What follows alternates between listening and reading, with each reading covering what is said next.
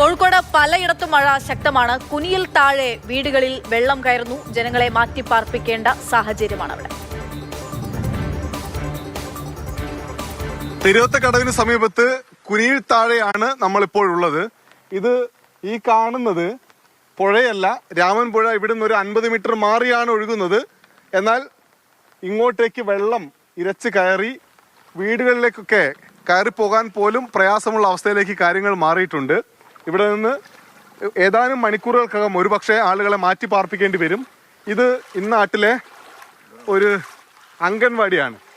ഈ നാട്ടിലെ അംഗൻവാടി, ആ അംഗൻവാടിയുടെ സ്റ്റെപ്പൊക്കെ മുങ്ങി. അതായത് കുഞ്ഞുങ്ങൾക്ക് വരാൻ പറ്റൂല. അപ്പോൾ എൻ്റെ മുട്ടോളം വെള്ളം ഇവിടെ ഉണ്ട്. അംഗൻവാടിയുടെ ചുറ്റും വെള്ളമാണ്. നമുക്കതിൻ്റെ ദൃശ്യങ്ങൾ നിഖിൽ കാണിച്ചു തരും. 4 ഭാഗത്തും വെള്ളം കയറിയിട്ടുണ്ട്. ഇനി എന്തായാലും ഇവിടെ വെള്ളം വലിയാതെ, മഴ നിന്ന് വെള്ളം വലിയാതെ ഇവിടെ കുഞ്ഞുങ്ങൾക്ക് വരാൻ കഴിയില്ല. ആളുകൾ ഒരുപാട് പേര് ഇവിടെ ഉണ്ട്. ചേട്ടാ നമസ്കാരം.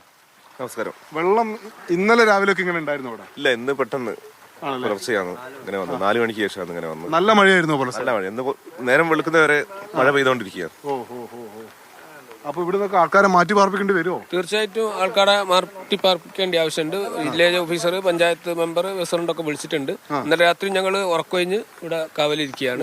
പെട്ടെന്നാണ് ഇത് വെള്ളം കയറിയത്. ശരിക്കും എത്ര ദൂരമുണ്ട് പുഴയിലേക്ക്? പുഴയിലേക്ക് ഒരു 100 മീറ്റർ ആണ് രാമൻപുരയിലേക്കുള്ളത്. പിന്നെ പക്ഷേ വെള്ളം ഉയരാനാണ് സാധ്യത. വയലോരൊന്നില്ലേ, അതെല്ലാം മുങ്ങിപ്പോയി. 4 മണിക്ക് ശേഷമാണ് പെട്ടെന്ന് വെള്ളം കൂടി. 4 മണി പുലർച്ചെയാണ് അതിശക്തമായ മഴ ഈ മേഖലയിൽ പെയ്തതെന്ന് ഇവർ പറയുന്നു. ഇതാ ഈ വീട്ടിലേക്ക് ഡ്രൈനേജ് ഉണ്ട്, നോക്കണേ. കുഴപ്പമില്ല അല്ലേ? ഈ വീട്ടിലേക്ക് പോകുന്ന വഴിയൊക്കെ ആകെ മുങ്ങിക്കൊണ്ടിരിക്കുകയാണ്. ചേട്ടാ ഇവിടുത്തെ ആളുണ്ടോ? മമ്മാലിക്ക എവിടെ നിങ്ങള്? 4 പാടും വെള്ളമാണ്. 4 പാടും പുഴ പോലെ തന്നെ ഈ ഭാഗം ആകെ വെള്ളം കയറി നിൽക്കുകയാണ്. മമ്മാലിക്ക അങ്ങള് വീട് മാറാൻ പോവാണോ? മാറുന്നില്ല. ഇതിപ്പം വെള്ളം കയറൂലേ? വെള്ളം മഴ ചോർന്ന് അന്നേരം വലിയ പ്രതീക്ഷ. അതെ അതെ. അപ്പുറത്തെ ഭാഗത്തും വീടുകളിലേക്ക് വെള്ളം കയറിക്കൊണ്ടിരിക്കുകയാണ്.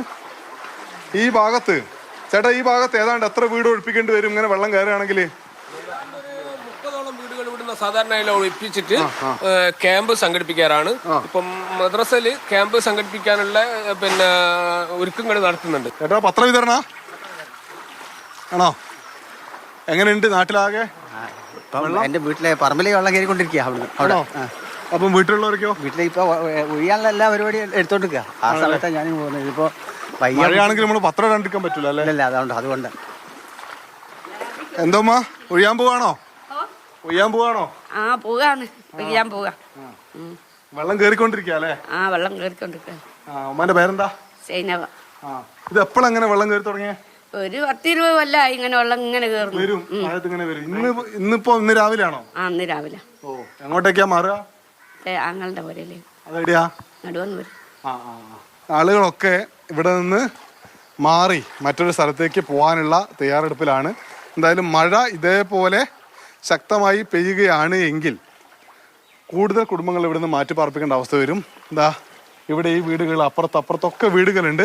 എന്തായാലും മൂടിക്കെട്ടി നിൽക്കുന്നുണ്ട്. കോഴിക്കോട് ജില്ലയിൽ ഇന്ന് മഴയ്ക്ക് ശമനമില്ല എങ്കിൽ കുറച്ച് കടുപ്പമാവും കാര്യങ്ങൾ എന്നാണ് നമുക്ക് ഇവിടെ നിന്നൊക്കെ കാണാൻ കഴിയുന്ന കാര്യം. നിഖിൽ ജോസഫിനൊപ്പം അനൂപ് ദാസ്, മാതൃഭൂമി.